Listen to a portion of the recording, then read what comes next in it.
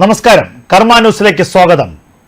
സുരേഷ് ഗോപിയുടെ മകൾ ഭാഗ്യ സുരേഷിന്റെ വിവാഹം ജനുവരി മാസം 17-നാണ്. അതിന്റെ മുഖ്യ കാർമ്മികനാകാൻ പ്രധാനമന്ത്രി നരേന്ദ്രമോദി എത്തുമോ എന്നാണ് കേരളക്കര ഒട്ടാകെ ഉറ്റുനോക്കുന്നത്. നിലവിലെ സാഹചര്യങ്ങൾ പരിശോധിച്ചാൽ പ്രധാനമന്ത്രി നരേന്ദ്രമോദി ഗുരുവായൂർ നടക്കുന്ന വിവാഹത്തിൽ മുഖ്യാതിഥിയായി പങ്കെടുക്കുമെന്നുള്ളതാണ് വിവരങ്ങൾ. NSGയുടെ പരിശോധനാ റിപ്പോർട്ട് അനുകൂലമെങ്കിൽ പ്രധാനമന്ത്രി നരേന്ദ്രമോദിയും ആഭ്യന്തരമന്ത്രി അമിത്ഷായും സുരേഷ് ഗോപിയുടെ മകൾ ഭാഗ്യ സുരേഷിനെ വിവാഹവേദിയിൽ ആശീർവദിക്കാനെത്തും. സുരേഷ് ഗോപിയുടെ മകളുടെ വിവാഹ ചടങ്ങിൽ പ്രധാനമന്ത്രി നരേന്ദ്രമോദി മുഖ്യാതിഥിയാകും. വധൂവരന്മാരെ ആശീർവദിക്കാൻ, അവരെ അനുഗ്രഹിക്കാൻ രാജ്യത്തിന്റെ പ്രിയപുത്രൻ എത്തുമെന്നുള്ള വിവരങ്ങളാണ് പുറത്തു വരുന്നത്. സുരേഷ് ഗോപി പ്രധാനമന്ത്രിക്ക് എത്രമാത്രം വേണ്ടപ്പെട്ടയാളാണ്, സുരേഷ് ഗോപി രാജ്യത്തെ BJPയെ സംബന്ധിച്ച് എത്രമാത്രം വിലപ്പെട്ടയാളാണെന്നുള്ളതിന്റെ ഏറ്റവും പ്രധാനപ്പെട്ട തെളിവ് ഇതിൽ പരം എന്താണ് വേണ്ടത്?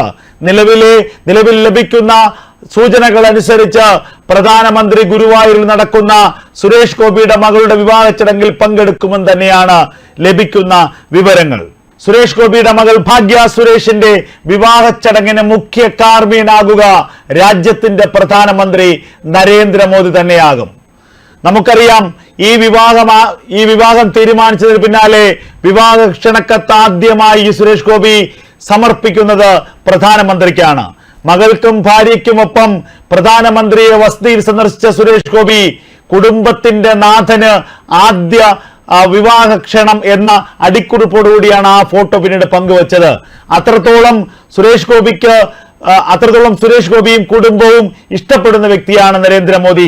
അതേ ഇഷ്ടം തിരികെ നൽകിക്കൊണ്ടാണ് പ്രധാനമന്ത്രി സുരേഷ് ഗോപിയോടും കുടുംബത്തോടും അന്ന് പെരുമാറിയതും. തൃശൂരിന്റെ മണ്ണിൽ ഈ മാസം 3-ാം തീയതി എത്തിയ പ്രധാനമന്ത്രി നരേന്ദ്രമോദി തേക്കിൻകാട് മൈതാനിയിലെ പൊതുസമ്മേളനത്തിന് മുൻപ് തൃശൂരിൽ റോഡ് ഷോ നടത്തിയിരുന്നു. ആ റോഡ് ഷോയിൽ സംസ്ഥാന പ്രസിഡന്റ് K. സുരേന്ദ്രനും അതുപോലെ മഹിളാ മോർച്ച സംസ്ഥാന അധ്യക്ഷയ്ക്കുമൊപ്പം അദ്ദേഹം ക്ഷണിച്ചത് സുരേഷ് ഗോപിയെയാണ്. സുരേഷ് ഗോപിയെ കൈപിടിച്ചാനയിച്ചുകൊണ്ടാണ് അദ്ദേഹം ആ റോഡ് ഷോയുടെ വാഹനത്തിലേക്ക് കയറ്റിയത്. തനിക്ക് ഒപ്പം ചേർത്ത് നിർത്തി അദ്ദേഹം തൃശൂറുകാർക്കൊരു സന്ദേശം നൽകി. ഞാൻ സുരേഷ് ഗോപിക്കൊപ്പമാണ്, എന്നെപ്പോലെ നിങ്ങൾ സുരേഷ് ഗോപിയെയും കരുതുക. വാക്കുകളിലൂടെ സുരേഷ് ഗോപി തൃശൂരിലെ സ്ഥാനാർത്ഥി ആണെന്ന് മോദി പറഞ്ഞില്ലായിരിക്കാം, എന്നാൽ തന്റെ ശരീരഭാഷയിലൂടെ, തന്റെ അംഗവിക്ഷേപങ്ങളിലൂടെ, തന്റെ പെരുമാറ്റത്തിലൂടെ നരേന്ദ്രമോദി പ്രഖ്യാപിച്ചത് ഒരു കാര്യമാണ്: തൃശൂരിന്റെ മണ്ണിൽ സുരേഷ് ഗോപി എത്രത്തോളം പ്രസക്തനാണ്, തൃശൂരിന് സുരേഷ് ഗോപി എത്രമാത്രം അനിവാര്യനാണ്, സുരേഷ് ഗോപിയെ കേന്ദ്ര BJP നേതൃത്വം എത്രമാത്രം പ്രഗത്ഭനായിട്ട് കാണുന്നു, പ്രധാനമന്ത്രി നരേന്ദ്രമോദിക്ക് എത്രമാത്രം അടുപ്പമുള്ള ആളാണ് സുരേഷ് ഗോപി എന്ന് തൃശൂരിന് ജനങ്ങൾ മനസ്സിലാക്കണം. അത് തൃശൂരിന് ജനങ്ങൾ മനസ്സിലാക്കുമെന്ന് തന്നെയാണ് കരുതുന്നത്.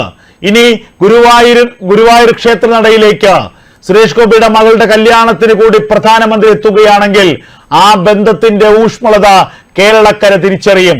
അങ്ങനെ ഒരു മനുഷ്യൻ തൃശൂരിന്റെ മണ്ണിൽ ലോക്സഭാ തെരഞ്ഞെടുപ്പിലേക്ക് മത്സരിക്കുമ്പോൾ അദ്ദേഹത്തിനെ വോട്ട് ചെയ്ത് വിജയിപ്പിച്ചാൽ തൃശൂരുകാർക്ക് ലഭിക്കുക ഒരു ക്യാബിനറ്റ് പദവിയുള്ള കേന്ദ്രമന്ത്രിയായിരിക്കും. അതും ഏറ്റവും നിർണായകമായ വകുപ്പുകളോടെ, രാജ്യത്ത് തന്നെ ശ്രദ്ധിക്കുന്ന വകുപ്പുകളോടെ കേരളത്തിനൊരു കേന്ദ്രമന്ത്രിയെ ക്യാബിനറ്റ് പദവിയോടെ ലഭിക്കുക എന്നുള്ളത് ഏറ്റവും ശ്രദ്ധേയമായ കാര്യമാണ്. അതിനുള്ള അസുലഭ അവസരമാണ് തൃശൂരുകാർക്ക് കൈവന്നിരിക്കുന്നത്. തന്റെ പ്രവൃത്തിയിലൂടെ, പെരുമാറ്റത്തിലൂടെ മോദി അത് തന്നെയാണ് സൂചിപ്പിക്കുന്നത്. പക്ഷേ ചില പ്രതിബന്ധങ്ങൾ ഉണ്ട് എന്നുള്ളത് കാണാതെ പോകാൻ പറ്റില്ല. കാരണം ഗുരുവായൂരിൽ ജനുവരി മാസം 17-ാം തീയതി വലിയ തിരക്കുള്ള സമയമാണ്. പ്രത്യേകിച്ച് മകരവിളക്ക് കഴിഞ്ഞ് അയ്യപ്പ ഭക്തന്മാർ തിരികെ പോകുന്ന സമയത്ത് അവർ ദർശനം നടത്തിയാണ് പോകുന്നത്. അത് മാത്രവുമല്ല, ആ മകരമാസത്തിലുള്ള വലിയ തിരക്ക് ആ ക്ഷേത്രത്തിലുണ്ടാകും. അത്തരമൊരു സാഹചര്യത്തിൽ ഈ ജനബാഹുല്യത്തെ നിയന്ത്രിക്കാൻ എങ്ങനെ കഴിയുമെന്നടക്കമുള്ള വലിയ വിഷയമുണ്ട്. NSG അടക്കമുള്ള പ്രധാനമന്ത്രിയുടെ സുരക്ഷാ ചുമതലയുള്ളവർ ഇത് സംബന്ധിച്ച പരിശോധന ഉടൻ നടത്തുമെന്നതാണ് ലഭിക്കുന്ന വിവരങ്ങൾ. കേരള പോലീസിന്റെ കയ്യിൽ നിന്നടക്കം ലഭിക്കുന്ന റിപ്പോർട്ടിന്റെ അടിസ്ഥാനത്തിലായിരിക്കും പ്രധാനമന്ത്രിയുടെ വരവിന് NSG പച്ചക്കൊടി കാണിച്ചാൽ ആഭ്യന്തരമന്ത്രി അമിത്ഷായും ആ സംഘത്തോടൊപ്പം ഉണ്ടാകുമെന്നുള്ളതാണ് ലഭിക്കുന്ന വിവരങ്ങൾ. അങ്ങനെ പ്രധാനമന്ത്രി നരേന്ദ്രമോദിയും ആഭ്യന്തരമന്ത്രി അമിത്ഷായും സുരേഷ് ഗോപിയുടെ മകളുടെ വിവാഹത്തിനെത്തി വധൂവരന്മാരെ അനുഗ്രഹിക്കുകയാണെങ്കിൽ അത് കേരളത്തിൽ വലിയ രാഷ്ട്രീയ സന്ദേശമാകും നൽകുക എന്ന കാര്യത്തിൽ യാതൊരു സംശയവുമില്ല. തൃശ്ശൂരിന്റെ മണ്ണിൽ അത് വലിയ കോളിളക്കങ്ങൾ ഉണ്ടാക്കും. തൃശ്ശൂരിന്റെ രാഷ്ട്രീയ ഭൂമികയിൽ വലിയ അടിയൊഴുക്കുകൾക്ക് അത് ഇടവരുത്തുമെന്ന കാര്യത്തിൽ യാതൊരു സംശയവുമില്ല. ഇപ്പോൾ തന്നെ തൃശ്ശൂരിന്റെ മണ്ണിൽ ഇടത് വലത് മുന്നണികൾക്ക് ഹാലിളകിയിരിക്കുകയാണ്. കാരണം സുരേഷ് ഗോപി ഒരിക്കൽ കൂടി അവിടെ ലോക്സഭാ സ്ഥാനാർത്ഥിയായി എത്തുന്നത് തന്നെയാണ് കാരണം. 2,95,000 വോട്ട് പിടിച്ച 2019 രാഷ്ട്രീയ സാഹചര്യമല്ല സുരേഷ് ഗോപിക്ക് 2024 ആകുമ്പോൾ തൃശ്ശൂരുള്ളത്. അദ്ദേഹത്തിന്റെ ജനപ്രീതി 10 മടങ്ങ് വർദ്ധിച്ചിരിക്കുന്നു. BJP പ്രവർത്തകർക്കപ്പുറം പൊതുസമൂഹത്തിനിടയിൽ സുരേഷ് ഗോപിയുടെ സ്വീകാര്യത വർദ്ധിച്ചിരിക്കുന്നു. അതുമാത്രവുമല്ല, കരുവന്നൂർ അടക്കമുള്ള വിഷയങ്ങളിൽ അദ്ദേഹത്തിന്റെ നിലപാടുകൾ പൊതു സ്വീകാര്യത വർദ്ധിപ്പിച്ചു എന്നുള്ളതാണ് ശ്രദ്ധേയമായ കാര്യം. കേന്ദ്ര സർക്കാരിന്റെ ഇടപെടലിലൂടെ കേരളത്തിലെ ക്രൈസ്തവ സഭ കൂടി BJPയോട് അടുക്കുകയാണെങ്കിൽ തൃശൂർ മണ്ഡലത്തിൽ നിർണായക സ്വാധീനമുള്ള ക്രൈസ്തവ വോട്ടുകളിൽ ഒരു വിഭാഗം സുരേഷ് ഗോപിക്ക് വീഴുകയാണെങ്കിൽ അത്ഭുതങ്ങൾ ഉണ്ടാകുമെന്ന കാര്യം ഉറപ്പാണ്. അതിനെ തടയിടാൻ വേണ്ടി ആവനാഴിയിലെ അവസാന അസ്ത്രവും പയറ്റുകയാണ് ഇടത് വലത് മുന്നണികൾ. പ്രത്യേകിച്ച് ഇടത് വലത് മുന്നണികൾ തമ്മിലുള്ള അന്തർധാര സജീവമായിരിക്കുന്നു.